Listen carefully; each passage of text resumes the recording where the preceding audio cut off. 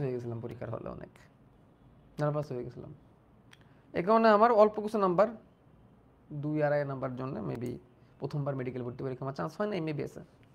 তো এরপরে আমি ঢাকা ভার্সিটিতে ভর্তি পরীক্ষা দিলাম, ঢাকা ভার্সিটিতে ওয়েটিংয়ে ছিলাম, চান্স হয়ে যেত, ভালো সাবজেক্টই পাইতাম। মানে ওই সময় তো সিট ছিল 1700 মধ্যে থাকি না, 2100-র মধ্যে ছিল, ওয়েটিংয়ের মধ্যে ছিল, এবং চান্স হয়ে যেত, খুব ভালো সাবজেক্টই পাইতাম, অ্যাপ্লাইড সাবজেক্ট পাই যেতাম। তাই হোক, ভর্তি হইলাম না। আমার প্ল্যান ছিল মেডিকেল আমি সেকেন্ড টাইম পরীক্ষা দিব এমবিবিএসে। তারপরে আমি রাজশাহী ইউনিভার্সিটিতে পরীক্ষা দিলাম বায়োলজি ইউনিটে, যেহেতু মেডিকেল ভর্তি পরীক্ষা, মেডিকেলের জন্য প্রিপারেশন নিচ্ছি, সো আমি তো আর বুয়েট বা ইঞ্জিনিয়ারিং সাবজেক্ট পারবো না। তো রাজশাহী ইউনিভার্সিটির ডি ইউনিট বলে না কোন একটা ইউনিট আছে, যেটা বায়োলজির ইউনিট, ওই ইউনিটে ভর্তি পরীক্ষা দিলাম।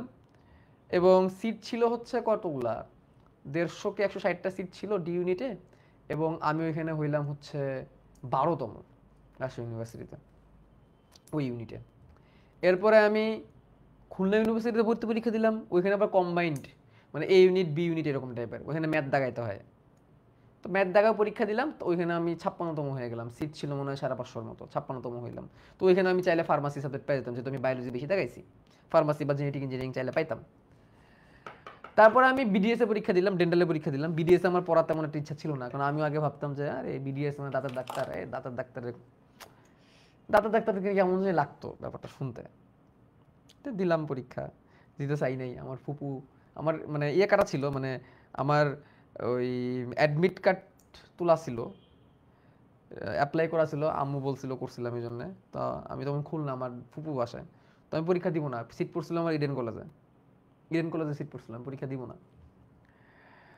তো ফুপু জোর করে বলল না দিয়ায়, যেহেতু ফর্ম তুলছিস পরীক্ষা দিবি না কেন? তো যেহেতু ফর্ম তুলছিস জন্য পরীক্ষা দিতে হবে। তো ফর্ম তুলে পরীক্ষাটা দিতে গেলাম, এবং পরীক্ষাটা দিতে পারবো কিনা এটাও ডাউট ছিল আসলে, কারণ রাতের বাসে উঠছি, পরের দিন সকাল 10টায় পরীক্ষা, যে জ্যাম, সকাল 10টার মধ্যে আমি ঢাকা পৌঁছে দেবো ওখানে ইডেনে, খুলনা থেকে আর কি, খুলনা যেহেতু আমার ফুপু বাড়ি বা দাদা বাড়ি বা বাবার বাড়ি খুলনা, তো ওইখান থেকে আমি এসে পৌঁছাতে পারবো ওখানে ডাউট ছিল আমার। তো যাই হোক, সামহাও পৌঁছাই গেছিলাম 8:30-টার দিকে। 8:30-টার দিকে পৌঁছায় পরে ইডেন কলেজে যায় পরীক্ষা দিছি। আমি পরীক্ষা দিছি হচ্ছে জাস্ট নাম কাওয়াস্তে পরীক্ষা আছে না, নাম কাওয়াস্তে পরীক্ষা দিছি আর কি, মানে নাম কাওয়াস্তে পরীক্ষা দিতে আসছি এরকম একটা অবস্থা, নাম কাওয়াস্তে দিতে আসছি। তো প্রশ্ন হাতে নিলাম, আমার তো চান্স পাওয়ার কোনো প্রেশার নেই, কারণ অলরেডি আমি ঢাকা ভার্সিটিতে চান্স পেয়ে গেছি, ওয়েটিংয়ে আছি, খুলনায় পেয়ে গেছি। তো আমার প্ল্যান ছিল ঢাকা ভার্সিটিতে পড়বো না, ঢাকা ভার্সিটিতে গেলে ভাই ঢাকা ভার্সিটির রংচং দেখা আমার মোটিভ চেঞ্জ হয়ে যাবে, আমার মেডিকেলে পড়তে হবে, আমাকে ডাক্তারি হইতে হবে। সো আমি খুলনায় ভর্তি হয়ে যাবো ফার্মাসি একটা সাবজেক্ট নিয়ে, ডাক্তার যদি নাও হইতে পারি জাস্ট ওষুধ তো বানাইতে পারবো, আর সেকেন্ড টাইম প্রিপারেশন নিবো। এই জন্য ঢাকা ভার্সিটি ক্যান্সেল করে দিচ্ছি, মানে বাদ দিয়ে দিয়েছিলাম। ঠিক আছে, তো যেহেতু চান্স হয়ে গেছে, এত প্যারা তো নাই, তো জাস্ট দেই, পরীক্ষা দেওয়া উচিত দেই। তো প্রশ্ন পায় দেখেও বাবা বেশিরভাগই জিনিস আমি পারি, দাগানো শুরু করলাম, একদম চোখ বন্ধ করে দাগানো শুরু করলাম। 2016 সালের কথা, হ্যাঁ 2016 সালের কথা, 2016 সালে নভেম্বর মাসে ডেন্টালের পরীক্ষা হয়েছিল। দাগানো শুরু করলাম ধুমায়া, ধুমায়া দাগানো। জাহাঙ্গীরনগরের পরীক্ষা তখনও হয় নাই, জাহাঙ্গীরনগরের পরীক্ষা হবে হচ্ছে নভেম্বরের 14-15, নভেম্বরের 20-22 তারিখের মধ্যে, আমার জন্মদিনের 2-1 দিন আগে। জাহাঙ্গীরনগরের পরীক্ষা তখন হয় নাই, ফর্ম তুলে রাখছিলাম, দিব পরীক্ষা যেখানে যেখানে দেওয়া যায় দিব। ডেন্টালে পরীক্ষা দিলাম, পরীক্ষা দিয়ে আমি 2 দিন না 3 দিন ঢাকা স্টে করলাম বোনের বাসায়, আগে যে বাসায় থাকতাম আর কি, ওইখানে আগে যে বাসাটা আমি থাকতাম, এখন তো নতুন নিজের বাসায় আসছি, নতুন বাসায়। তো ওখানে থাকলাম, থেকে আমি 3 দিন পরে খুলনা আবার ব্যাক করব, ফুপুর বাসায় আবার ব্যাক করব। তো যেদিন ব্যাক করবো তার আগের দিন সন্ধ্যাবেলা রেজাল্ট দিল, রেজাল্টে দেখলাম আমি ডেন্টালে, ওই সময় ডেন্টালের সিট ছিল হচ্ছে 420টা 430টা, আমি ডেন্টালে হয়েছে 122তম না 112তম হয়েছি। এবং আমার তখন সিট আসছে চট্টগ্রাম ডেন্টাল ইউনিটে। দেখে একটু খারাপই লাগলো এই জিনিসটা, আমি খারাপ লাগছিল বলতে কি, আমার মনে হইতেছিল এরকম, ইস এই রেজাল্টটাই যদি এমবিবিএস এর হইতে, তাহলে তো আমার মানে ঢাকার মেডিকেলে চান্স হয়ে যেত। যাই হোক, তখন চিন্তা করলাম কি করা উচিত। তো আমি যে ভাইয়ের কাছে পড়তাম, ওই ভাইয়া তো ময়মনসিংহ মেডিকেল তখন ইন্টার্ন ডাক্তার, পরে আম্মুর সাথে কথা বললাম, অনেকের সাথে কথা বললাম, দুলাভাইয়ের সাথে কথা বললাম, তারা বললো যে তুই তাহলে বিডিএস এ ভর্তি হ, আর না করে যদি কোনো কারণে যদি সেকেন্ড টাইম চান্স না হয়, অ্যাটলিস্ট ডাক্তার তো হইতে পারবি না, আমার আগে ডাক্তার তো লাগবে, আর ডাক্তার তো ডাক্তারই, সে দাঁতের হোক আর যেখানেরই হোক, ডাক্তার তো ডাক্তারই। এবং আমাকে আরেকজন একটা কথা বলছিল যে দেখো, নিজের রেসপেক্ট নিজের কাছে, তুমি যদি নিজেকে রেসপেক্ট দাও, তুমি যদি নিজেকে রেসপেক্ট দাও, তাহলে মানুষও তোমাকে রেসপেক্ট দিবে, তুমি যদি তোমার প্রফেশনকে রেসপেক্ট দাও, তাহলে মানুষও তোমাকে রেসপেক্ট দিবে। তো আমি চিন্তা করলাম ঠিক আছে, 7.5 নাম্বার কাটা যাবে সেকেন্ড টাইমার এবং মেডিকেলে ভর্তি হিসাবে, টেনশনের কিছু নাই, আমি তবু পরীক্ষা দিই। এরকম একটা আমি মানে মেন্টালি আমি এরকম একটা ঠিক করলাম যে পরীক্ষা দিব, মানে ভর্তি হবো। তো আনফর্চুনেটলি আর ফর্চুনেটলি জাহাঙ্গীরনগর ভর্তি পরীক্ষা যেদিন, সেদিনে আমার চট্টগ্রাম ডেন্টালে ছিল, মানে ভর্তি ছিল, জাহাঙ্গীরনগর ভর্তি পরীক্ষা দিতে পারি নাই, জাহাঙ্গীরনগরে ভর্তি পরীক্ষা দিতে পারি নাই। চট্টগ্রাম ডেন্টালে ভর্তি হয়ে চট্টগ্রাম ডেন্টাল থেকে মাইগ্রেশন করে সুরওয়ার্দী দিলাম, সুরওয়ার্দী ডেন্টালে দিলাম। তো হয়ে গেল, ভর্তি হয়ে গেল এবং সেকেন্ড টাইম প্রিপারেশন নিতে হবে। তো ভর্তি হওয়ার পরে আসলে আমার চোখে মানে কিছু রিয়েলিটিটা ক্লিয়ার হইলো যে আসলে যেভাবে ভাবতাম ডেন্টাল দাঁতের ডাক্তার ডেন্টিস্ট, আসলে ওরকম না ব্যাপারটা। এখান থেকে শাইন করারও বেশি সহজ। আর সব থেকে আশ্চর্য লাগছে এখানেই যে এমবিবিএস থেকে পরে এই সুযোগটা নাই যেটা বিডিএসে আছে। সেটা হচ্ছে তুমি 5 বছরের বিডিএস শেষ করেই তুমি পিএইচডি করতে পারবা, তোমার মাস্টার্স ছাড়া তুমি পিএইচডি করতে পারবা, যে তোমার রিসার্চের দিকে যাওয়ার খুব ইচ্ছা ছিল। তো আমি এখানে কন্টিনিউ করি, ভাবলাম আল্লাহ হয়তো ভালো কিছু রাখছে। তো 6 মাস কন্টিনিউ করার মনে হলো যে আসলে আমি খারাপ সিদ্ধান্ত নিইনি, কারণ এখান থেকে ক্যারিয়ারটা তাড়াতাড়ি গুছানো যায়, ডেন্টিস্ট্রি থেকে ক্যারিয়ার গুছানো যায়। আর দেশের বাইরে যাওয়া, দেশের বাইরে যেতে পারলে ডেন্টিস্ট্রির ডিমান্ড অনেক বেশি। আর আমার আগে থেকে প্ল্যান ছিল আমি দেশের বাইরে যাব। তো ভাবলাম যে আলহামদুলিল্লাহ, 6 মাস পরে মনে হলো যে না ঠিকঠাকই আছে। এবং ওই যে একটা কথা, নিজেকে নিজে রেসপেক্ট দিতে হবে, নিজেকে আন্ডারএস্টিমেট করা যাবে না। কিন্তু ফর্চুনেটলি আর আনফর্চুনেটলি আমার আম্মুর কিন্তু তখনও ক্যান্সার, তখন কিন্তু আমার আম্মু ক্যান্সারের পেশেন্ট। তো নভেম্বর ডিসেম্বরের দিকে, অর্থাৎ 1 বছর পরে, তখন আমি ফার্স্ট ইয়ারে, 1 বছরের যখন হয়েছে তখন আম্মুর ক্যান্সারটা বোনসে ছড়া যায়, হাড়ে ছড়া যায়। মাল্টিপল বোন মেটাস্টেসিস, মেটাস্টেসিস মানে কি ক্যান্সার ছড়া যাওয়া, আর মাল্টিপল বোনসে ছড়ায় গেছে। তো ডাক্তার বললো ট্রিটমেন্ট এখন কস্টিং আরও বেড়ে যাবে। তা আমি কি করলাম, আমি তো টিউশনি করাইতাম, 2টো টিউশনি করাইতাম ওই সময়, 2টো টিউশনি করাইতাম, ওই দিয়ে আমার খরচ চলে যেত। আর আম্মুর জন্য কিছু টাকা পাঠাইতাম, তোমাদের জন্য আমার বাবা নাই যেহেতু। কিন্তু ওই সময় হঠাৎ করে কস্টিংটা অনেক বেড়ে গেলো, আম্মুর চিকিৎসার খরচটা বেড়ে গেলো, যেহেতু হাড়ে ছড়ায় গেছে ক্যান্সারটা, ট্রিটমেন্ট কস্ট বেড়ে গেলো। তো আম্মুকে আমি ঢাকা নিয়ে আসলাম, তখন আমি হলে থাকতাম, আম্মুকে আবার ঢাকা নিয়ে এসে বাসা ভাড়া নিলাম। আমার আপুরা যেখানে থাকতো, আপু বলতে আমার ফুফাতো বোন আর কি, ওদের বাসার পাশে আমি বাসা ভাড়া নিলাম, যেখানে আমি থাকতাম লাস্ট।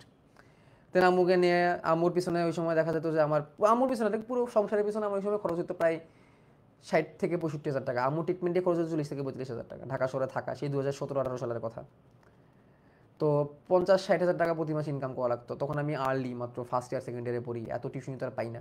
তো আমি সেই গাবতলি থাকতাম, মিরপুরে আর কি, মিরপুর বা গাবতলি কাছাকাছি। ওখান থেকে আমি ঝুলে 10 টাকা 12 টাকাতে বাসে ঝুলে আমি গাবতলি থেকে মহাখালী যেতাম, মহাখালী যায় পড়াইতাম।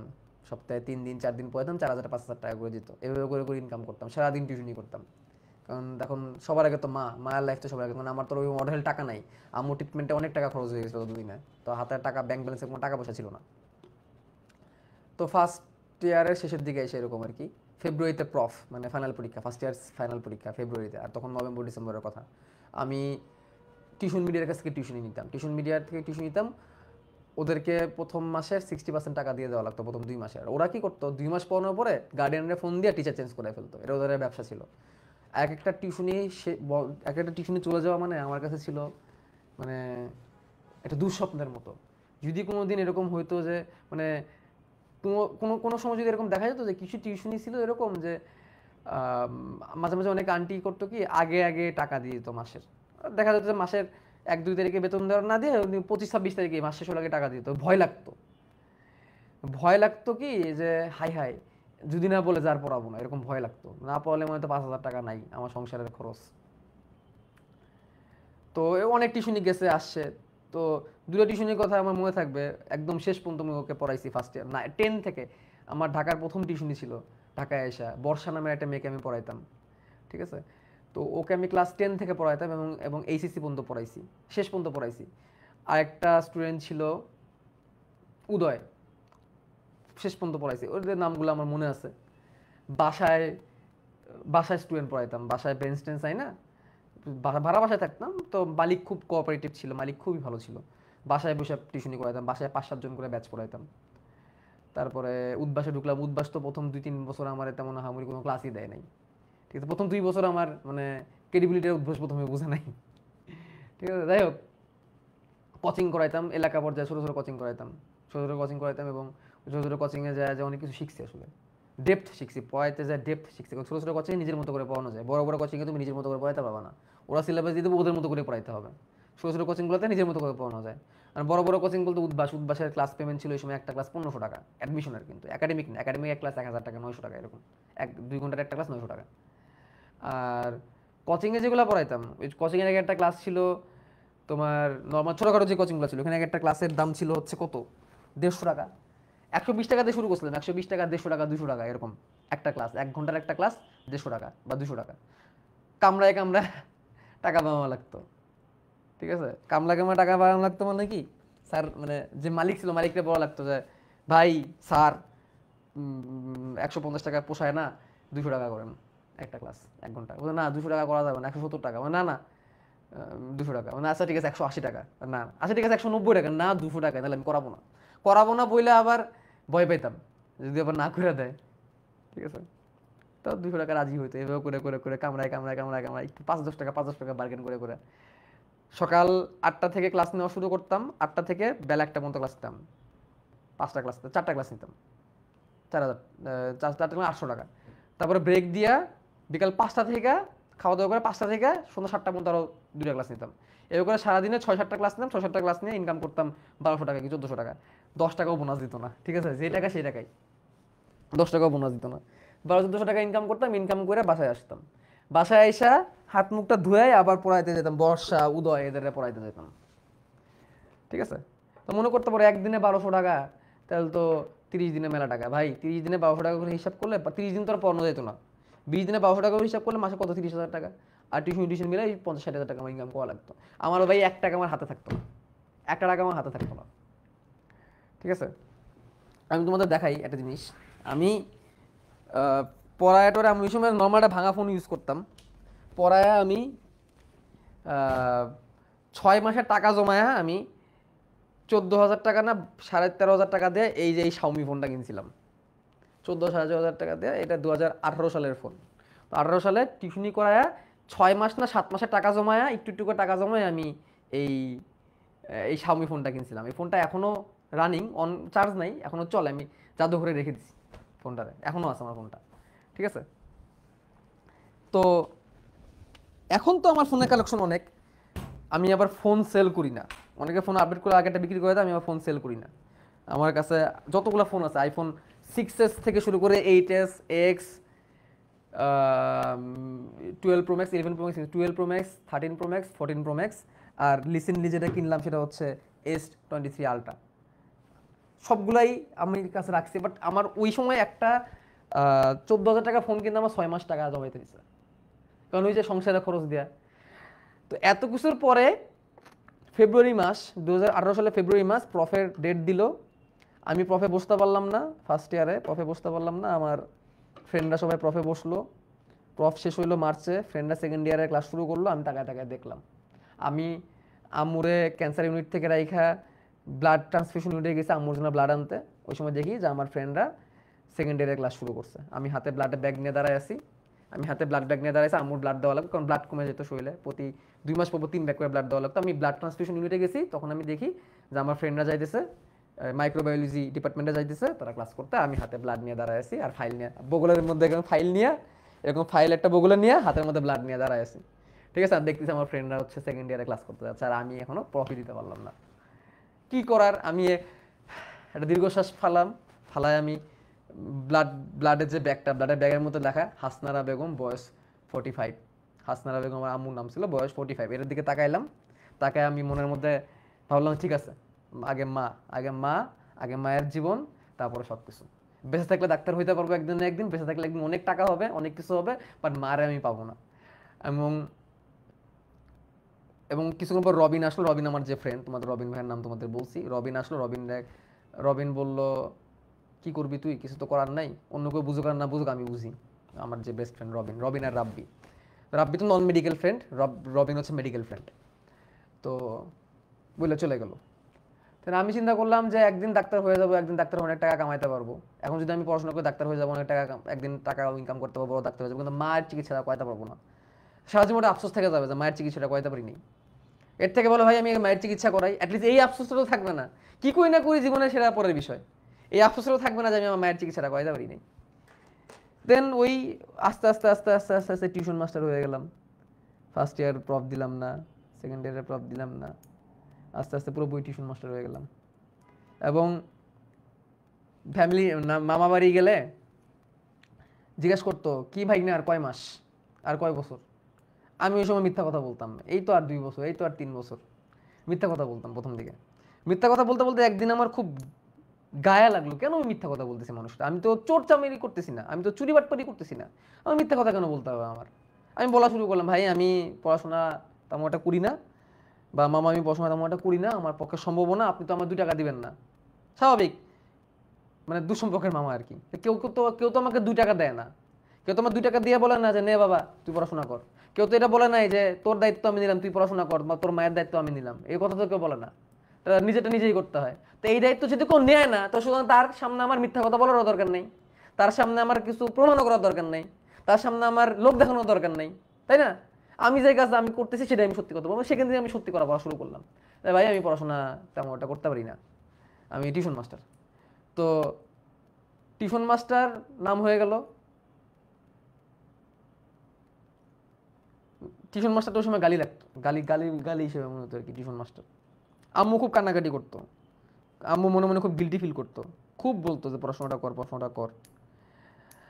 এবং আম্মুর খুব ইচ্ছা ছিল যে আমি পড়াশোনাটা করি, এই জন্য এখনো পর্যন্ত হাল ছাড়িনি। এখন তো রেগুলার করে যাচ্ছি, ইনশাল্লাহ হয়ে যাবে শেষ একদিন না একদিন, ওই জন্য আমি হাল ছাড়িনি।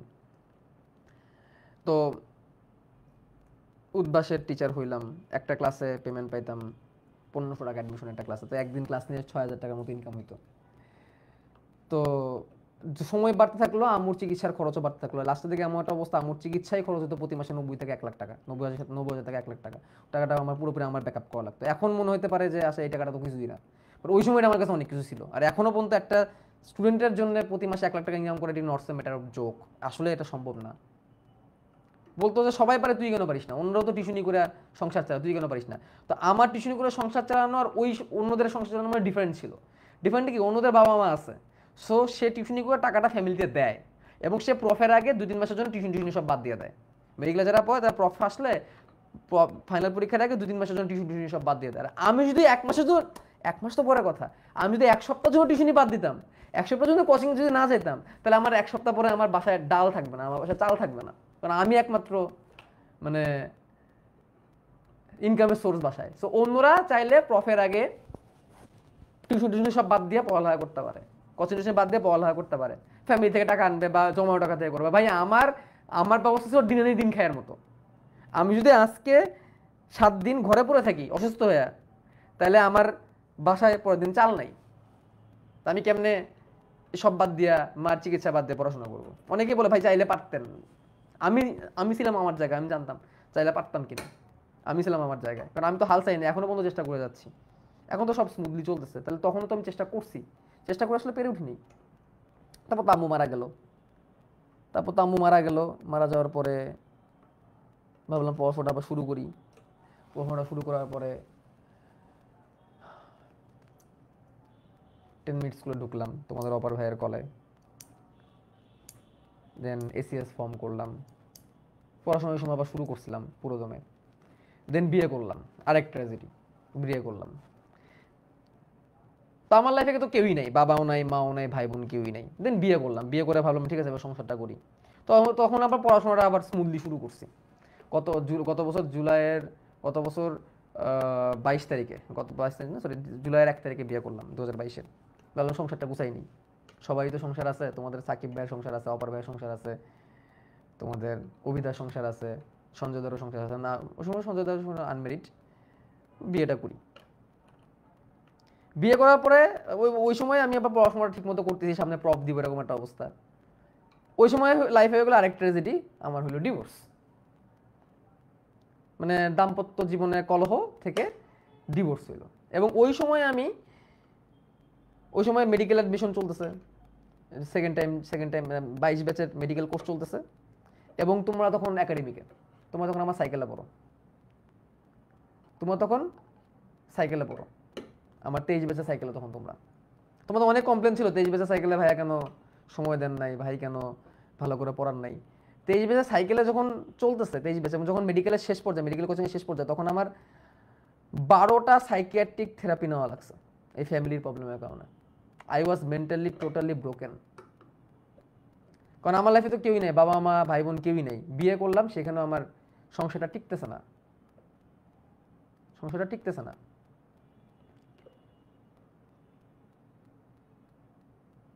আমি এখানে কাউকে দোষ দিব না, এবং আমি চাই সবার এখানে রেসপেক্ট নিয়ে বাঁচার অধিকার আছে। আমি মনে করি আমার এক্স ওয়াইফেরও রেসপেক্ট নিয়ে বাঁচার সুযোগ আছে, সেজন্য আমি এখানে কোনো কমেন্ট করতে চাই না কেন সংসার টিকে না বা এরকম কিছু।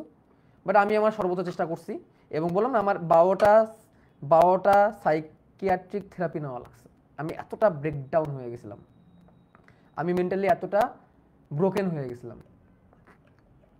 আমি এক পর্যায়ে সিদ্ধান্ত নিলাম ডিসেম্বর মাসে এসে যে আমি আর এডটেকে থাকবো না, অনলাইন এডুকেশন আমি আর থাকবো না, আমি পড়াবো না। কারণ ততদিন আমি তেজবেসকে তোমাদেরকে একদমই সার্ভিস দিতে পারি নাই, খুবই খারাপ অবস্থা। সাইকেল লঞ্চ করে পুরোপুরি শেষ করতে পারি নাই, খুব কষ্ট শেষ করছিলাম সাইকেল 1।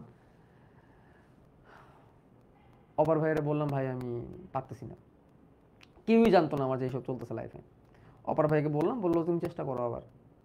তো আমার খালা ছিল, রাব্বি ছিল, রবিন ছিল, তারা আমাকে হেল্প করছে, যথেষ্ট সাপোর্ট করছে। দেন ফেব্রুয়ারিতে পুরোপুরি ডিভোর্স হয়ে গেল।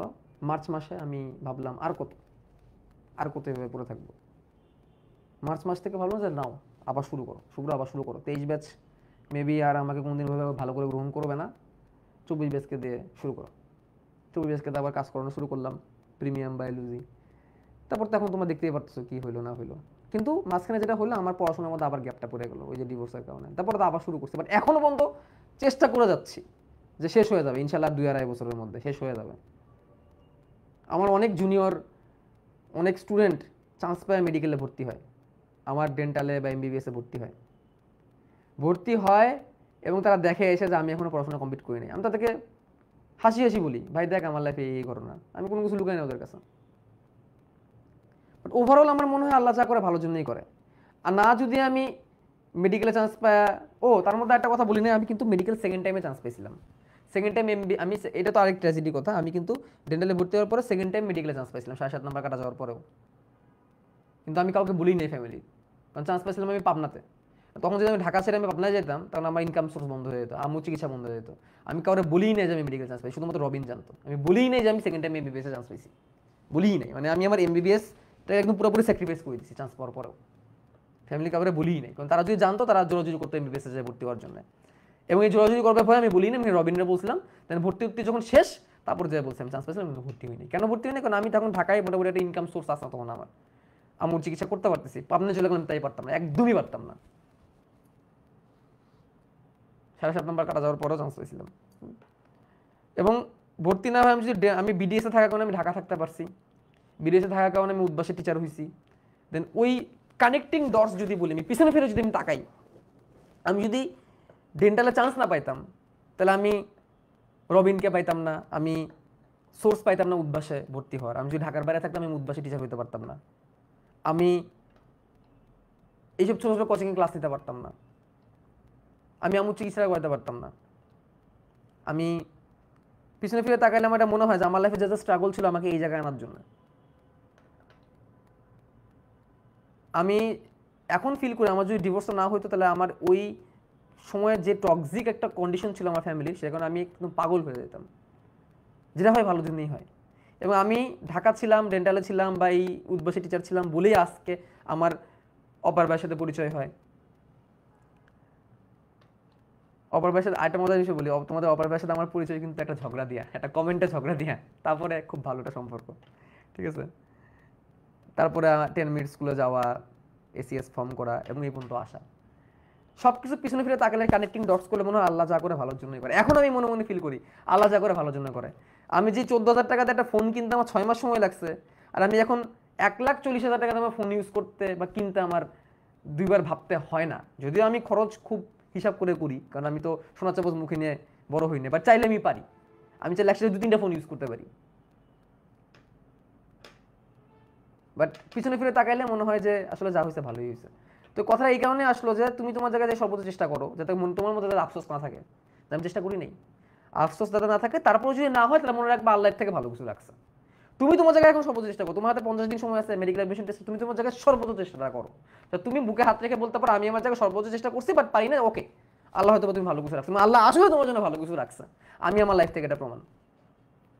তোমাদের 23 ব্যাচ আমার প্রতি অনেক রাগ আমি জানি,